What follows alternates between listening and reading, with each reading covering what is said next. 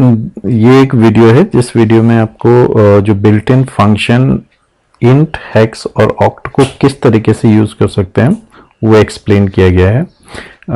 तो इसमें सबसे पहले जैसे ये 23 है, 23 क्या है, हमारे पास सिंपल एक डेसिमल नंबर है। इस नंबर को अगर आपने ऑक्टल नंबर में कन्वर्ट करना है तो उसके लिए एक मेथड है ऑक्ट मेथड।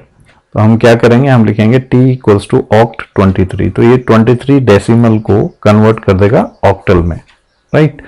इसी तरह से एक हेक्स मेथड है जो क्या करता है, जो डेसिमल नंबर को कन्वर्ट करता है हेक्साडेसिमल में।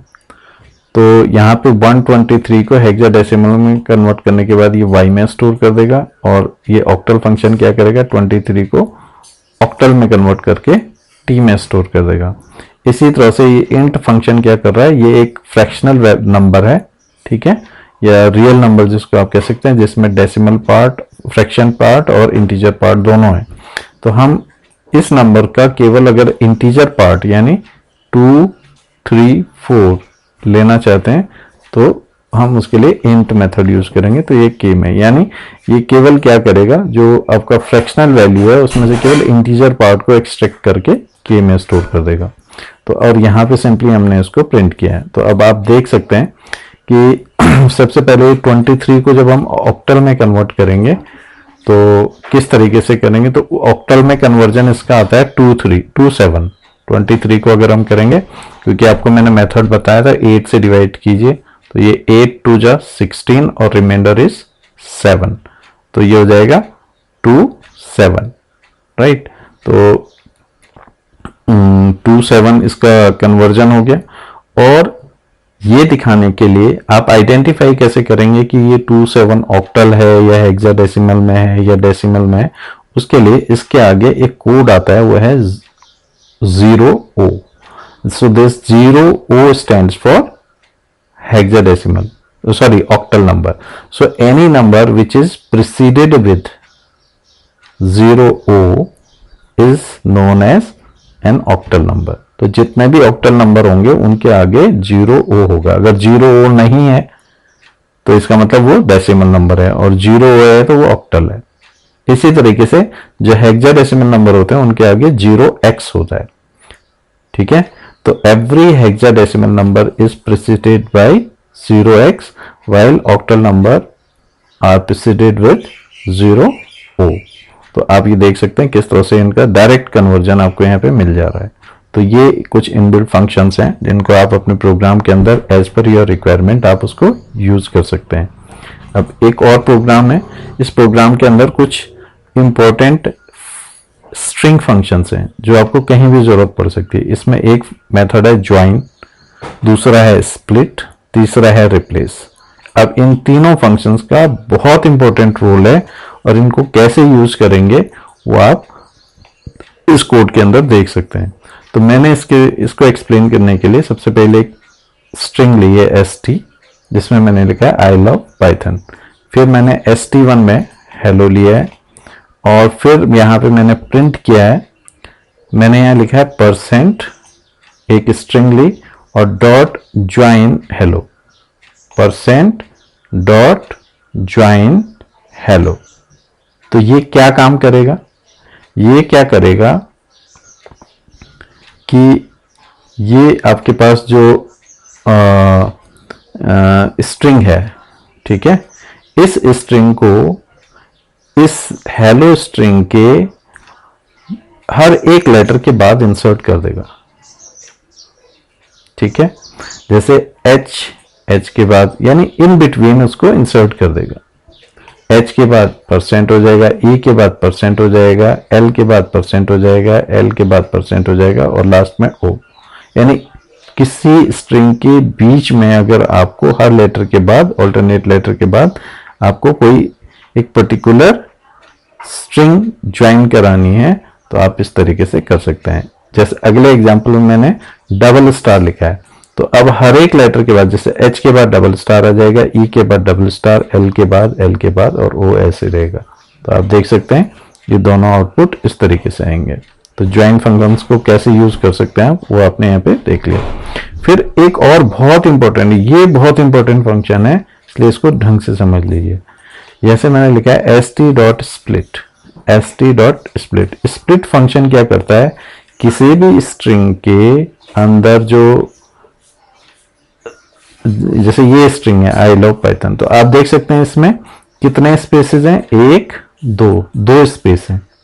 तो आप स्प्लिट फंक्शन लगा के जहां जहां से स्पेस है वहां से इन वर्ड्स को ब्रेक कर सकते हो। तो जैसे यहाँ पे अगर हम इसको ब्रेक करेंगे तो एक आई हो गया, एक LOVE हो गया लव, और एक हो गया पाइथन, ये 3 वर्ड्स हो गए इसमें।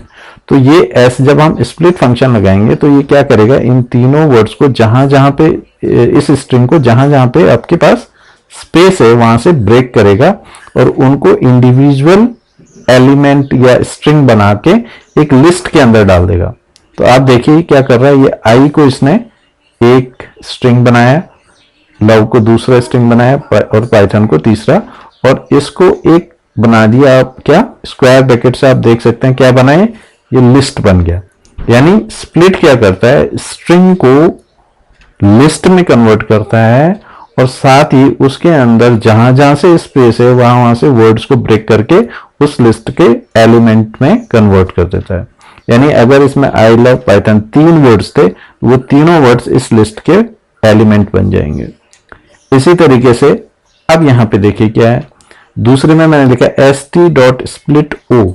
st.splito का क्या मतलब है कि अभी यहां पे मैंने जब खाली स्प्लिट लिखा था तो जहां जहां से स्पेस था वहां वहां से ब्रेक हुआ। अब मैंने लिखा है स्प्लिट ओ, इसका मतलब हो जाएगा जहां जहां पे ओ है वहां से ब्रेक होगा। तो ओ तो यहां पे है, ठीक।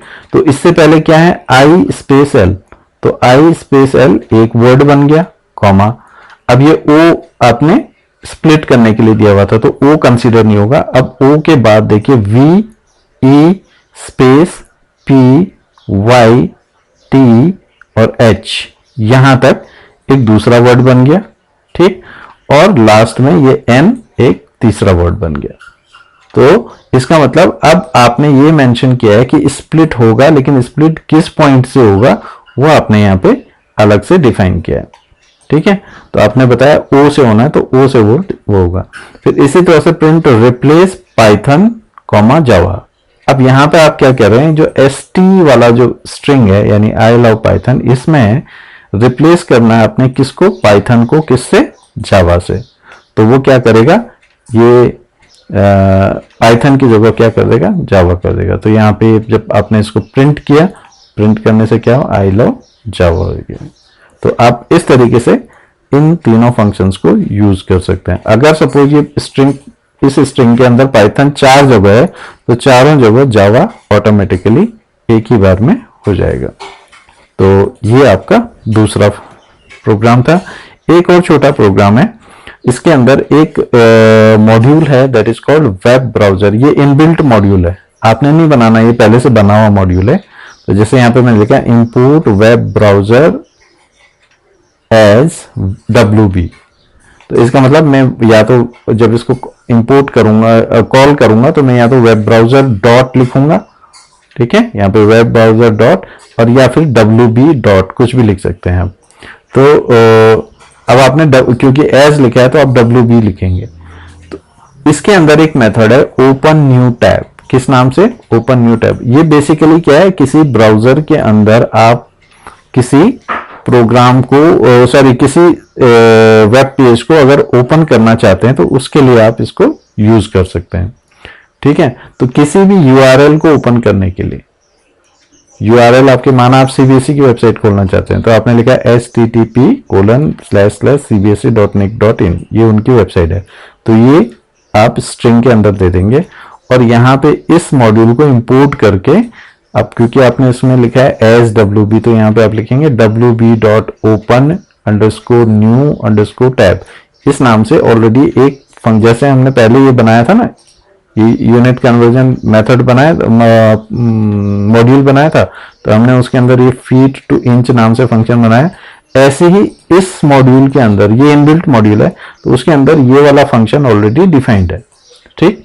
और उसमें हमें पास क्या करना है, एक URL पास करना है। URL आप जानते हैं किसी भी वेबसाइट का जो कंप्लीट एड्रेस होता है उसको URL कहते हैं, और उसको डबल कोट्स के अंदर आपने यहाँ पे लिखना है।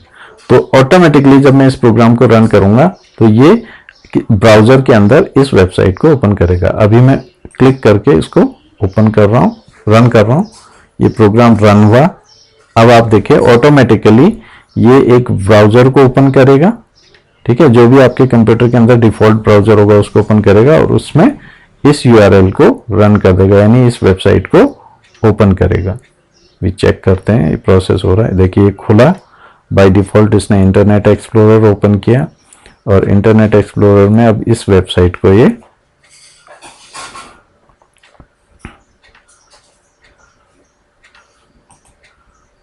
ओपन कर रहा है।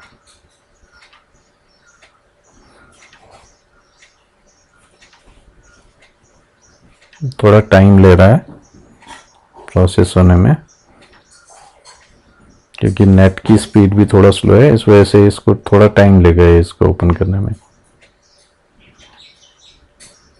तो इस तरह से आप किसी भी वेबसाइट को अगर आपने डायरेक्टली किसी पाइथन प्रोग्राम के अंदर से ओपन करना है तो आप वेब ब्राउज़र जो मॉड्यूल है उसको ओपन करेंगे। ये देखिए अब ये cbse.nic.in जो आपका यूआरएल है वो ओपन होने लग रहा है इसमें।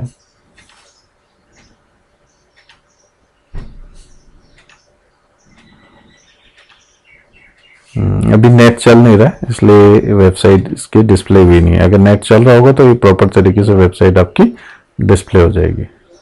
So this is how you can use modules in Python. Thank you very much.